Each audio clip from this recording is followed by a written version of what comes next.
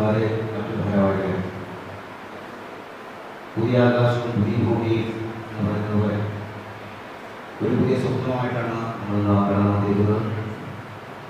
ഇനി വരുന്ന 3 വർഷക്കാലം DPS പറഞ്ഞതുപോലെ ഈ 3 വർഷം കടന്നു പോകുമ്പോൾ തീർച്ചയായിട്ടും ഒരു 10 വർഷം 20 വർഷം കഴിഞ്ഞാൽ സഭ എങ്ങനെ കാണണം എന്ന് നമ്മൾ സ്വപ്നം കാണും.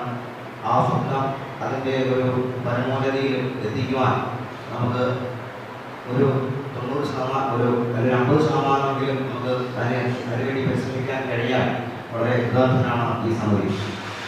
വേറെ ഒന്നുമല്ല എനിക്ക് പറയാനുള്ളത്, ഞങ്ങൾ അഭിവന്ധിയ പിതാവ് എടുത്തു പറഞ്ഞ, പ്രത്യേകിച്ച് മോൺസിയൂർ എടുത്തു പറഞ്ഞ ഒരു കാര്യമുണ്ട്. നിങ്ങൾ പ്രവർത്തിക്കേണ്ടത് വലിയ പദ്ധതികളൊന്നും ഉണ്ടാകും, പക്ഷേ ഏറ്റവും അടിത്തറ